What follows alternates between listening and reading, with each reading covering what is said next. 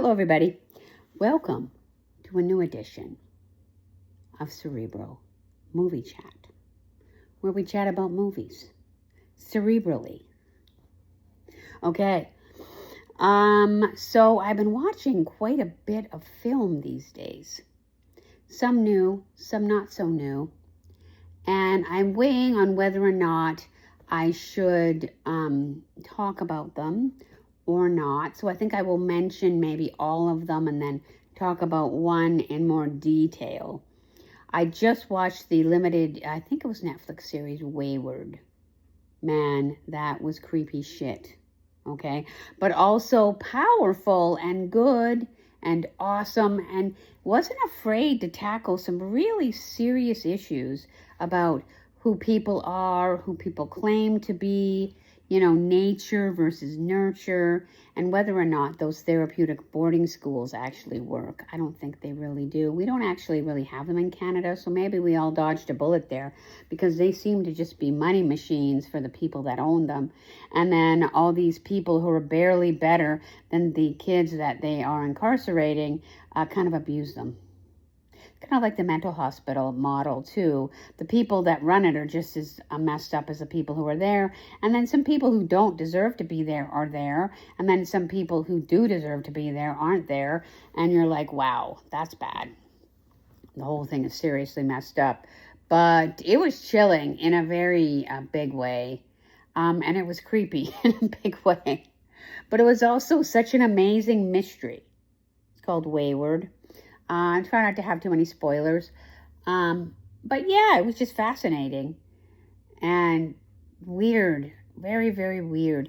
And the one thing I will say about it, though, is it kind of pissed me off a bit in the sense that I think it was like eight sessions or 10 sessions or something.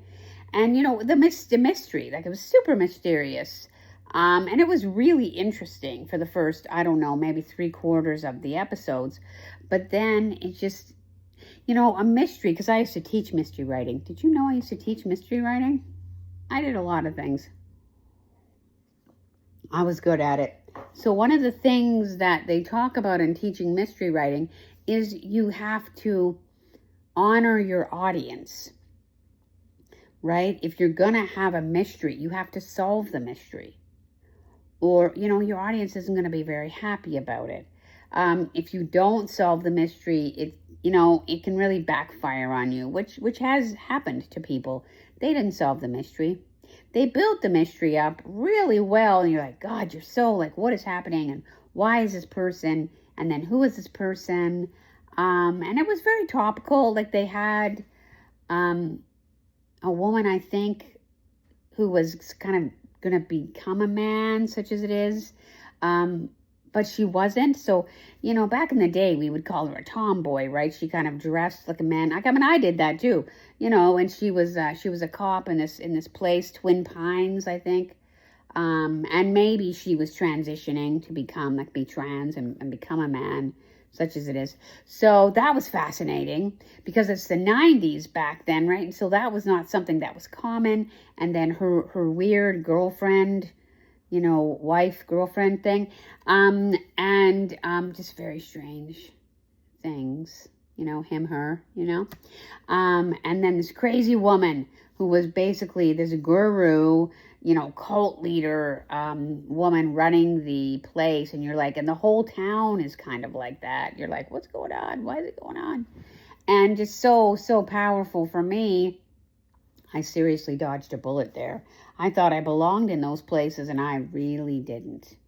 But then people lie about everything, right? They lied about that. So, I always thought that I should be there, and I really shouldn't have been there. And there were some kids that maybe should have been there. Even though it wasn't maybe that good to them. And oh God, it was just so fascinating. But I think one of the biggest pieces was there is such a thing as people being different. There are such a thing as people having a better upbringing or better genes or better stock, as we used to call it, than other people not having better genes and not having a good life and not having a good family, and how much that affects a person's ability to have a life. And there's these two friends, these two girls, and one of them's wealthy and she's Asian, and unfortunately got into the wrong crowd and started drinking and smoking and staying out late and, breaking into stuff and, not finishing school. Now, if you know anything about the Asian culture, and I do because I taught them for years, that is frowned upon. Her parents, they were wealthy too, and you just don't do that. It's just not something that you do, and they're very trained to be successful. And then there's a whole other story that goes along with that, but, they benefit from it anyway. So they get the best of everything, right? And so that kind of thing. So that didn't go well for her when she started doing that. And then her very low functioning, low ability friend who really didn't have anything. Her mother was not very good.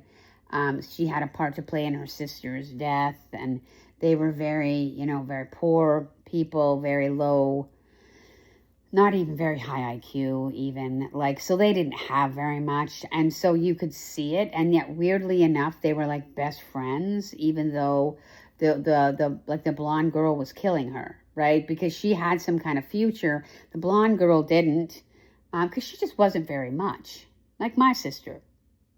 I was everything. She just wasn't very much. But then they tried to make us change places. Didn't really work so well. So that's where we are now. So that's Wayward. Super spooky. You might like it though. But they don't solve the mystery. I have to tell you that. I don't know if that's a huge spoiler, but they don't really solve the mystery. And that was not fun for me. I don't like that. I spent how many times. They don't really tell you about why things were happening and the way they're happening and what happens. And so that annoyed me. For sure. Because it was actually a really good show though. It was really well made. And it really helped me see that I'm not missing anything. Those places are not what they're cracked up to be. So that was Wayward. And then I watched Rosemary's Baby, 1968 edition, and stunningly good movie, shockingly good movie. And Roman Polanski was the one that I believe directed it. And God, it was like my life. Have you ever watched a movie that's your life? It was like my life. It was like everything that happened to me, except not in this weird movie version.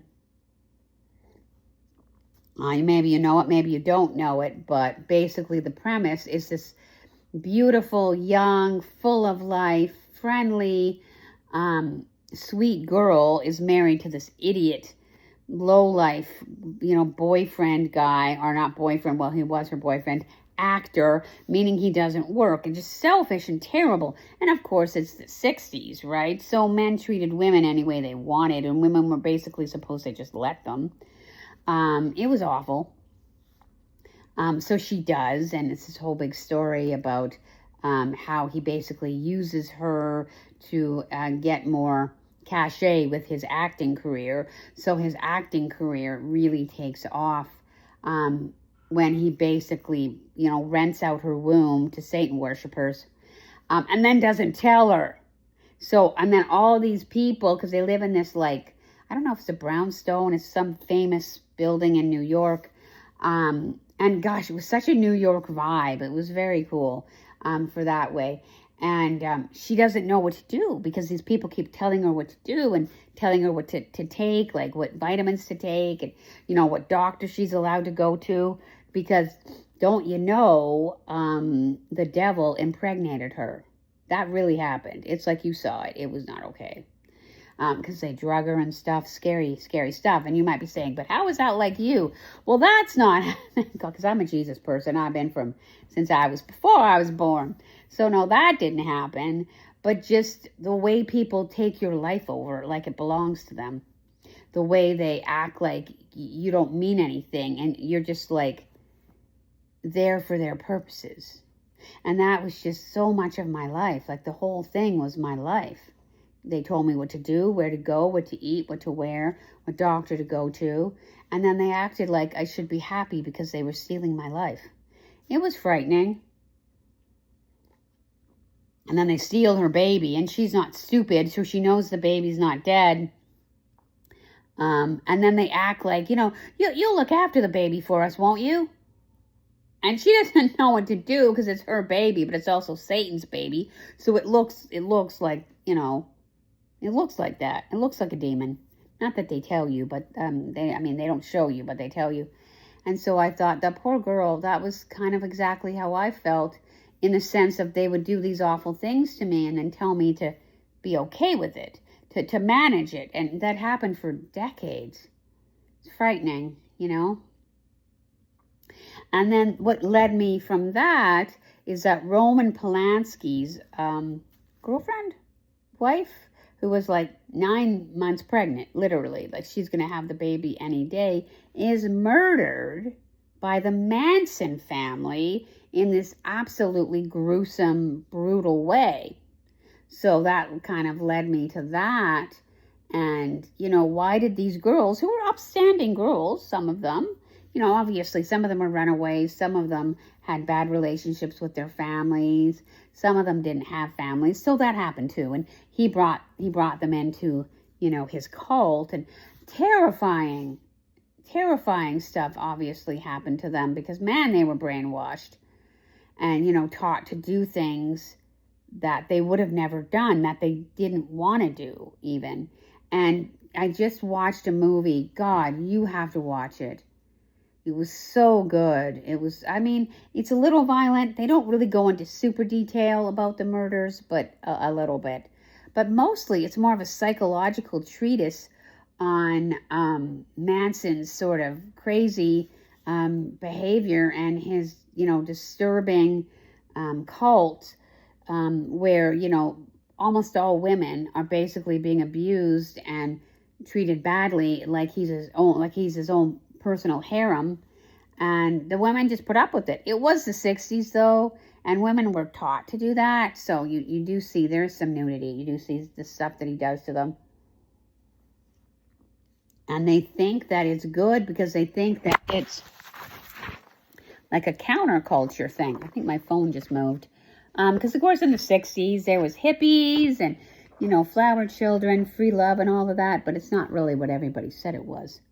There was a lot of violence and sort of breaking down of culture, and debauchery and depravity. There was a lot of that, as evidenced by the murders. So she was murdered viciously with her friends in their house, right? And basically because he was mad, because he was kind of a singer, and he knew somebody that knew a record producer, and the record producer didn't like his music. So he was quite a psychopath. I think he was probably born one. And he was also quite a narcissist. And he demanded attention. And he would not let anybody disagree with him. Yeah, my family was like that too. Family. They would attack you if you didn't baby them. My sister was very much like that. If you didn't baby her and called her a princess and stuff, she would attack you. She hurt me on multiple occasions. She was very frightening. And then it's like a trauma bond, and he was the same way. Like, he just had an iron fist with these women out in the middle of nowhere, in California. And they were staying at this guy's farm or whatever and doing stuff for him. So it was terrifying to watch these girls get indoctrinated to the psychopath. And they couldn't see it. They just didn't see it. And so the movie was called Charlie Says. I think you can buy it. You can buy it. And you can also rent it. I think I rented it from YouTube. I think I did. Yeah. The one thing that if you need subtitles, there aren't any. So sometimes I need them with the brain injury. So it was pretty hard for me to focus on it. But I did. It's probably good for me. I don't know exactly when it was made, but it was made a while ago. But so well done. And I thought, my God, there by the grace of God go I. Well, it was just such a powerful psychological investigation to why women, and maybe men too, let people, charming people, evil people, do their bidding. Like, why didn't they do anything? Why didn't they leave? Why didn't they change? And you don't. Like, I was abused by everybody almost. And I had a really bad experience when I was able to go to university. One of the counselors at the time really took a liking to me. And basically pulled a Charlie Manson with me, except he never made me kill anybody. He almost killed me, though. But they loved him, right? It's this weird twisted love thing. And he said he loved me too. So, and I'm in my 20s, man, back then. I thought he loved me. He really didn't. He ruined my university experience. And so did my family. I mean, I did manage to graduate. The 180 IQ helps me, but they were so selfish. All of them. And I remember my graduation day, they were fighting over me. Like I was some kind of trophy. It was terrifying. He was mad because he wanted to do something, and they were mad because they wanted to do something, but nobody cared that I graduated. In fact, they're probably both mad. He was mad because I was leaving. And Mom and Sharon wouldn't be able to steal from me as much there because I wouldn't be there anymore. God, it was horrifying. So it was kind of like that. And this was the 90s too. And so it was such a powerful movie for me. And I guess if I could just help one young person, because, the Gen Z kids, oh my God, they need some help. Right? Let's just say Gen X didn't have that experience. But we're all still here because we had to do everything ourselves. No one told us anything. No one helped us. No one gave us anything. We were like just brutally treated and demanded of. And, nobody cared if you didn't know how to do something. They wanted you to do it anyway. I know I'm not the only one that heard this. If you didn't know something, they would say, don't say I don't know to me. You better know. What does you better know mean? Right? But we were also terrified because we were also demanded of. You could never ask for any help because you were supposed to know everything already. So we all grew up just terrified, but we got really good at stuff because it was, we had to. Necessity is the mother of invention. So I am crazy resilient and crazy self-sufficient because I had to be, which really did help me survive the brutality and deprivation and damaging of my developmental milestones and my relationships and everything. They just took everything and told me it was okay. And that's what he did to them. So that I just saw such parallels in the movie. And he's frightening. He's very frightening. So you're kind of like, why do these women like him? But they do. Like, he beats them up. He has sex with them. He tells them to go to the garbage dumps and like beg for food. And he doesn't do anything. He's just like chic guy, right? If you know about that, and just has all his women do stuff for him. It was horrifying. He just wanted to run to the woman and say, don't do it. But they didn't. And he didn't like anybody crossing him. He would attack you if you didn't baby him. And my family, like I said, was like that. So how they became super well known, though, is these murders over a couple periods of time. And they murdered quite a few people in really gruesome, graphic kind of ways. Because they thought that they were doing the right thing. They thought there was going to be this war. And, they had to fight, and they had to make the rich people pay for everything. And, and so they were going to do that. That's what they were going to do. And I remember there's this one scene, and I just felt so bad for this woman. She had just been beaten up by him because something about, he didn't like something she did. And they were supposed to not bow to him in a way, like not maybe literally, but like think of him as a god, because that's the way he thought himself. And she said to one of the younger girls who just came, my man hitting me is the same as us making love. He just does something for me. As a 58-year-old woman, I just want to say, honey, they're not the same thing. So if some young person maybe will see this, please don't do it.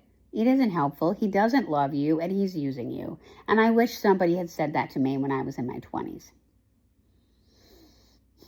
I don't know if they did. Maybe they did.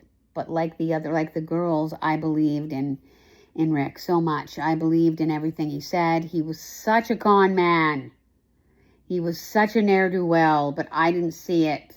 He wasn't even a psychologist, for God's sake. He was just such a con man, and he conned SFU into, hiring him 30 years ago, 40 years ago now, I don't know. He worked there a while, and he liked me, and he wanted to use me, and he did. And it was so bad, because my university suffered. And it was already hard enough, because by then I already had enough mental health to last quite a while, and he made it so much worse. He wouldn't let me do things, he wouldn't let me talk to people, he wouldn't let me date anybody. And I thought it was okay because, he loves me, right? No, he doesn't love you. Manson didn't love those girls. He did not. So here I am now. He's 70. I'm 58.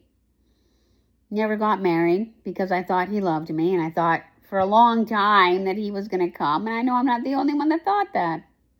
Those women thought that Charles Manson was going to come back for them. He never did. They went to jail for the majority of their life, for the parts of the murders that they did. And then, of course, he died too. A crazy man, psychopathic, narcissistic personality disorder, delusional, psychotic, lots of stuff. He did have a challenging upbringing. But again, we don't all do bad things because we have challenging upbringings, right? I certainly didn't. It's a choice, right? It's a choice that you make. And that's the way I view it. I view it that way. But then I know God is with me too. So that helps me. But yeah. So I don't know if this is true or not. But they actually were in this sort of almost solitary confinement area. Because they're were thought to be very dangerous. So they weren't with the regular women's prison population. But they had people advocating for them in a way I never did. And that's something I'm coming to terms with now a little bit, just how little help I actually had and how much I kind of pretended because everybody forced me to, that things were better than they were. And they really weren't better than they were. Charles Manson's girls got treated better than I did. Now, let that sink in. That was really upsetting that someone actually cared more about them, even with the terrible crimes, than anybody cared about me when I was younger. I don't even know what to do with that. But what I mean is that I don't know if it's the dean or just they never really tell you who this woman is. But she cares about these girls. And so she arranges to have this woman who's part of this, because it was the 70s, the early 70s, and so there's this woman power, Gloria Steinem and all that, feminism, first wave feminism, not like today, no. That's not what feminism was about. And just trying to get women to have some power because they didn't have any power, they really didn't have any. And so she's doing her master's degree, and so she's also part of this women's group, kind of a charity almost, or a social, welfare, kind of helping women, social sort of experience. So in some kind of group or organization that helps women in prison. And so the person who runs the prison, I don't know who this person was, but anyway, she asked this woman if she would help these girls because they're basically in their cells all the time. And so she agrees to help them. And so they end up doing classes together. And they actually, actually have this nice little room in the prison, and they go and they talk about things. And she's trying to get them sort of to not be as brainwashed, though, because they're very brainwashed still. And she wants them to understand what they did, like what they did to these people, and like they don't really understand it. And then sort of eventually they do, because she was really good and really helpful. So I was like, man, I really didn't have very much, did I? And so that was kind of hard to cope with. But, you see them in the movie, and then it shows you a little bit of their life sort of after, because one of them was just paroled in 2023 after 52 years in prison. One of them died in 2009 from brain cancer, and I think the other one's still in prison. So, they were in prison for a long time, and they did eventually change their stories about Manson and the things that he did to them. And it must have been very hard for them to do that because, they would have had to look at what they've done. My sister and my mother never did. Because I think if they did, they'd have to really look at what they'd done to me, and they don't want to do that. She doesn't want to do that, I don't think, because the more I'm healing, the more I realize you think it's bad, and then you find out it's so much worse. So here I am healing from that. Again, Thanksgiving Day weekend. So it's actually weird. It was a weird thing to watch on Sunday, but it was very freeing because I realized that I'm a good person and that I didn't deserve all those things that happened to me. And I will see what I can do to make a life for myself. Now, so those are the 3 movies. Really good. All of them good movies. So captivating about why women do the things that they do.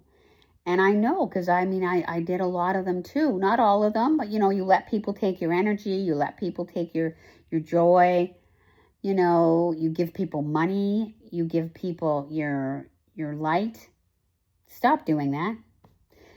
Stop giving people everything and letting the posers lie to you, letting the phonies tell you they're good when they're not good. All that stuff, that happened to me.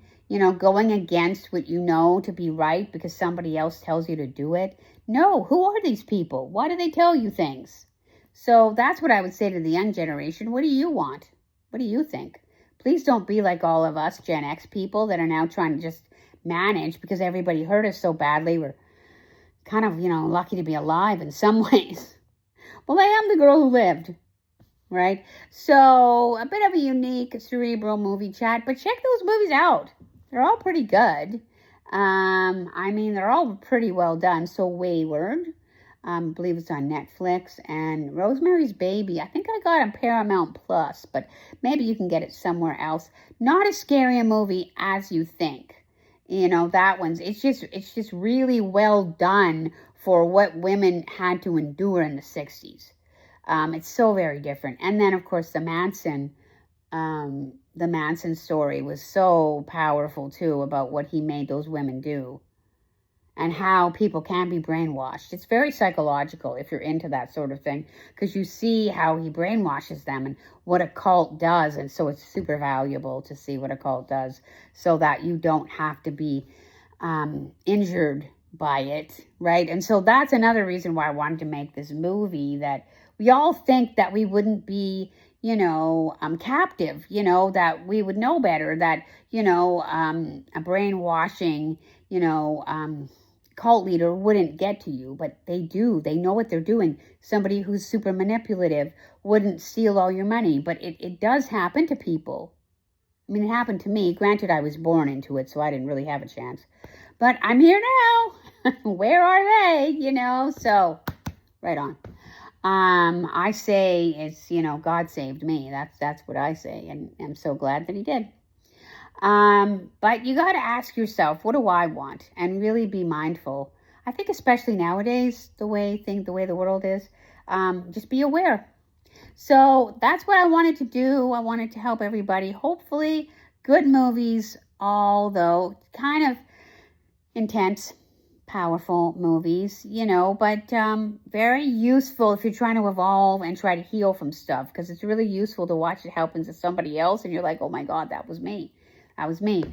So see what you think. I hope you enjoy them, such as they are. They're not like happy movies, obviously, but they're valuable, I think, to see why people do what they do. And what makes somebody do stuff, you know? So, very powerful, you know? And I'll see you guys. Happy Thanksgiving. Bye, everybody.